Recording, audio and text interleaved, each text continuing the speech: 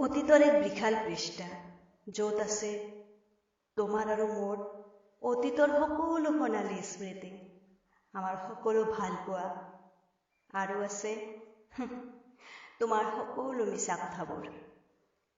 অতীতৰ কথাবোৰ ভাবি কেতিয়াবা নিজেই নিজৰ ওপৰত হাঁহো, এই ভাবি যে তুমি কিমান চতুৰ আছিলা আৰু মই কিমান বুৰ্বক।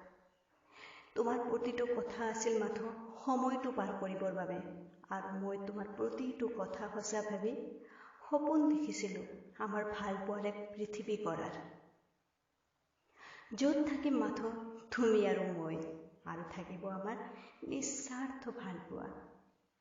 তুমি কৈছিলা স্বাৰ্থবিহীনভাৱে ভাল পোৱা মোক, য'ত নাই কোনো স্বাৰ্থ।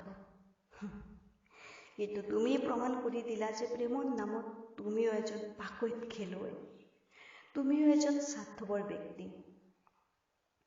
কাৰোবাক পাহৰি যোৱাটো ডাঙৰ কথা নহয়, হয়তো ময়ো পাৰিম সময়ৰ লগত খোজ মিলাই তোমাক পাহৰি যাবলৈ, তোমাৰ দৰে স্বাৰ্থপৰ হ'বলৈ হয়তো ময়ো এদিন পাৰিম। কিন্তু কঠিন কি জানা, কাৰোবাৰ লগত কটোৱা সময়বোৰ, স্মৃতিবোৰ পাহৰিবলৈ বহুত কঠিন, বহুত বেছি কঠিন।